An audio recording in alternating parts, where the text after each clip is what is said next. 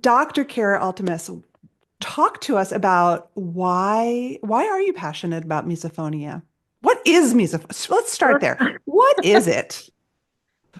So misophonia is we roll back the time and say it's 2001. Misophonia was totally not on the map. It had not been published about, it had not been talked about, and yet people in 2001, just like today, experienced extreme sensitivity to sound, particularly repetitive sound. And that led to really outstanding emotional responses.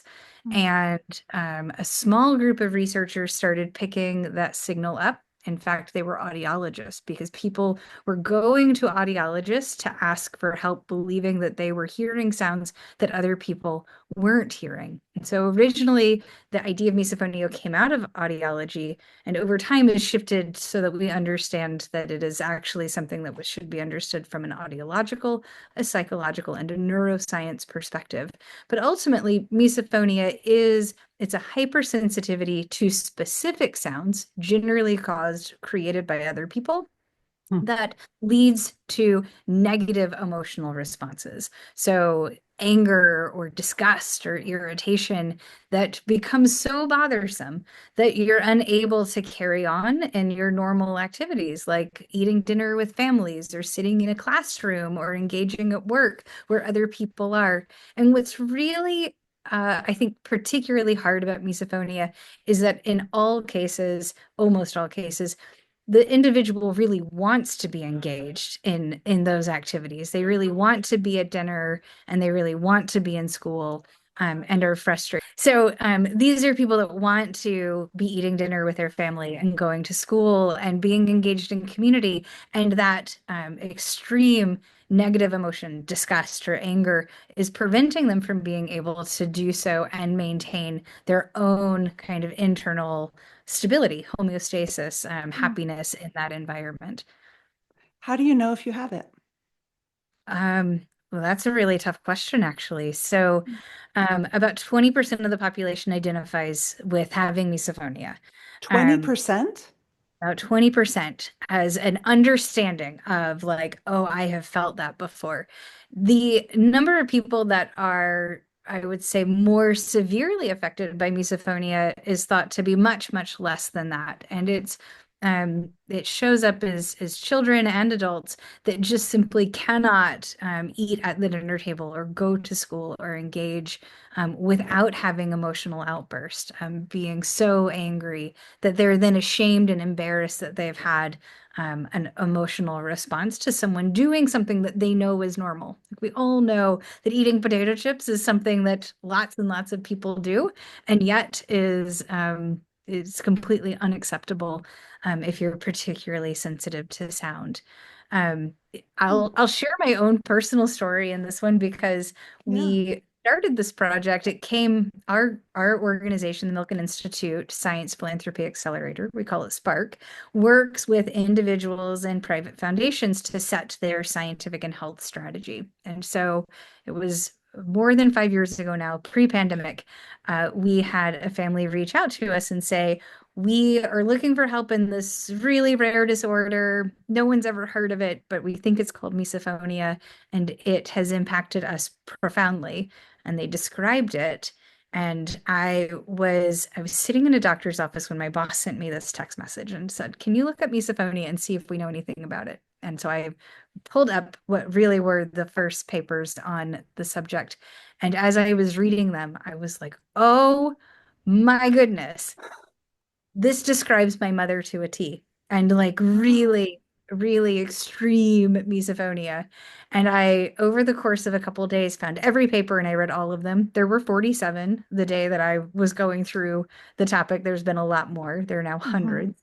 And I called my mom on my way to work the following day and I was like, "Mom, you'll never believe it.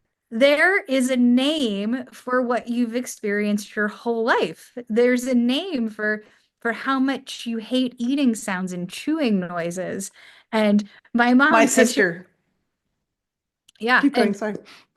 my mom was like, well, and I was like, it's called misophonia. And I'm telling her, and I was like, and it's most severe for people you love the most. And I'm like telling her everything that I've learned in the last 24 hours. And she was like, yeah, Kara, no shit. I divorced somebody because of it. And I was like, Oh good. my, Well, but seriously, it was this really interesting where I was like, yeah, it's quite real that as children, if we were noisy eaters, we sat outside. They were some of the biggest family fights we had at the dinner table. Dinner was very regimented. There are certain foods that are totally banned from our household, like bag chips, of course. Sun chips are like the biggest offender, and everybody knows it. And you know, as a normal family, we just lived knowing that my mother was more sensitive to sounds.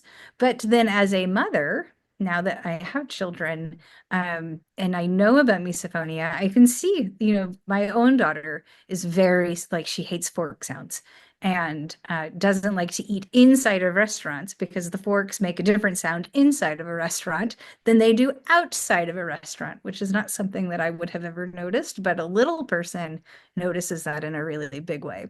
And so I wouldn't say that my little person has misophonia yet, but we are much more aware and I think a lot more sympathetic than having seen how much my mom struggled with it, having the aha that she wasn't just being a difficult, controlling person, but that actually those were really real sensitivities. And then what does that look like in the next human where, it's like it must be biologically based, probably genetic. We can have a lot more empathy and thought about how do we teach her coping strategies and work so that she's not governed by exactly. misophonia. That's amazing. And it kind of reminds me about also our increased awareness of how people who have sensory processing issues, right, are Yeah, not being difficult when they have a tantrum because their turtleneck is, I speak from experience here, because their turtleneck is too tight or their socks have ridges, right? I mean, for years, I think we punished people who we felt were being unnecessarily difficult, right? right. And now And we they're we just kind of know. right. And I think the other thing, and it's like migraine, where we don't fully know what someone with migraine is experiencing from a sensory perspective, but there's pretty good reason to believe that there are people that do experience sensory inputs differently and more. And that in that more, that there's more information. So it's not all bad. It's just different. It's just different. Um, Two more questions. First, this is a show about work and career. We eat with our colleagues, we sit next to our colleagues, we're returning to office. I would imagine people with misophonia loved remote work, right? What's your advice for someone who's listening and thinks, "Oh my gosh, I think this is me." A, tell us what kind of treatment, and B, is this the kind of thing you tell your coworkers? Is it something that you see people talking about? I think Oh, so maybe talk first a little bit about, gosh, if I'm listening and I'm thinking, oh, I think this might be me, what do I do? And then we'll Yep. close with like, how do you talk to the people in your life about it? Yeah. Well, so 5 years ago, people around you, I think, would have like there'd be nothing to say. They'd be like, interesting, you made up a disease, you made up a disorder, and now you're telling me you have it. Today, that's so different. There have been a number of really interesting pieces that I think have given voice and understanding to misophonia that I think anyone should feel comfortable saying, I experience misophonia and am working to be present because I want to be present. And I think Yeah. there's this two pieces to it that you don't hear people say, I experience misophonia and I'm not really interested in being with my colleagues or my family. Where people really feel it profoundly is that desire to be with other people. And that's, I think, a Yeah. bit we miss. And so, in a lot of ways, disclosing I have misophonia, I experience misophonia is also disclosing, and I want to eat with you. I want to be present with you. It sounds very silly, and then it's a like help me be part of that. So you're inviting other people to be part of the solution rather than being angry that they have brought an apple into the workplace every single day, which I've experienced before. And I'll just say, no one should be bringing an apple every day of someone around because I have misophonia. Um, but neither here nor there. And then I think having some like experimentation, like how does for a lot of people, things like eating outside is a helpful. It's Yep. like change the sound environment some, try to do it differently. I what we've heard from a lot of folks is have headphones present. If you find yourself like um I am sound sensitive, and there are times that being in an airport, and I travel a lot, is too much for me, but I never ever travel without my headphones. And sometimes I will just put them on white noise so that I'm not hearing everything else because it's too much. And so I think some of it is learning to navigate your space and acknowledging what it is that you want, and then experimenting. How can it work best for you to be able to be present? I think the other thing I have found is an acknowledgement that misophonia is hardest for people that you want to be with, people that like people you love. So I realize this is about the workplace, No, but it that's can be okay. you respect.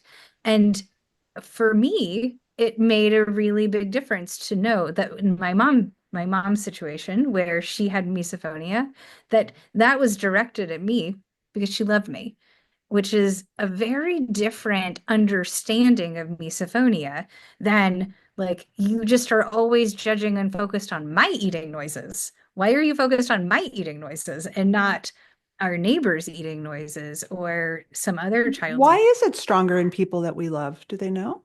Do you know? Well, it's not totally known, but there's some really good speculation. There's a part of the brain that has it's the part that understands self. And people that we love start to blend into that part that understands self. And so those that we feel closest to are literally kind of part of our understanding of who we are as people, which um as a child growing up, I would not have said I understood that in terms of my mother, but as a parent, I do understand that in terms of child, where Yes. I do feel physically like my children are part of me, and therefore can understand now that, of course, my mother felt that way about me, and I now feel differently about my own, that the generationalness starts to connect. And so then those, the what you hold individuals that are then part of that understanding of self to is a higher bar. And so misophonia is really super connected to a sense or judgment of disgust. And so then it does, I think, somewhat make sense then that you are because someone feels so close to you, your judgment of them and judgment of their behaviors is then stronger for things that seem disgusting, or that you have Wow. attributed disgust to, which is maybe a better understanding of So misophonia. so neurobiologically, are you getting an emotional trigger with the noise, or is it some other coding in your brain that is triggering the disgust feeling? Um, it it's probably multi-part, right? Yeah, So you've got sensory information coming in that is then interpreted as something that is not acceptable, something that should be otherwise, and then that is triggering the disgust emotion. the Uh, disgust emotion. right. Which ends up Wow. being a very strong one. And stronger, there are people that actually experience disgust more strongly. That was something I learned when we were doing all of our work on misophonia, than others. So some people are more predisposed to feeling disgust than others. Than others. Who knew, right? Amazing.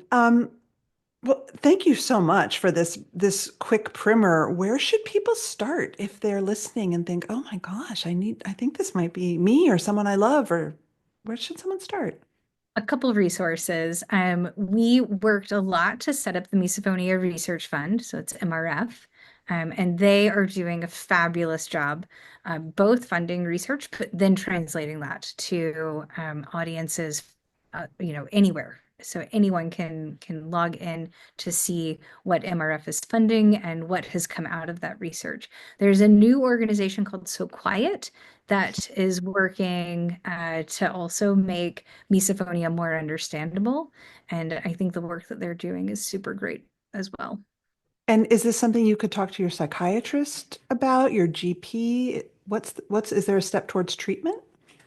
I think if someone is experiencing misophonia and feels like they need additional support, a psychiatrist or a psychologist would be a really good place to start. Hmm. Um, the treatments for it right now are still being studied. And so if you check out MRF, you'll see that they're doing a lot of work to look at new treatments, particularly in the psychology space is where there's a bit Got it. more emphasis at the moment. But a lot of it right now is coping strategies and figuring out how do you live with. And I think in a lot of ways, that's what we're going to see for a while. And similar to some of our earlier conversation, there's a lot of misophonia, I think, is going to end up being connected to how we process the world. And so while we don't want to land in a space that we are so sensitive that we're unable to be in our social context like we want to be, there are other superpowers that I bet we'll find come with that Hmm. make us more tuned to the world that we live in and more, in some ways, connected. And so I think Yeah. any treatment will have to take, in balance across the board. Yep. The double-edged sword. Thank you so much. Thank you. This has been a lot of fun. Thanks, Kara.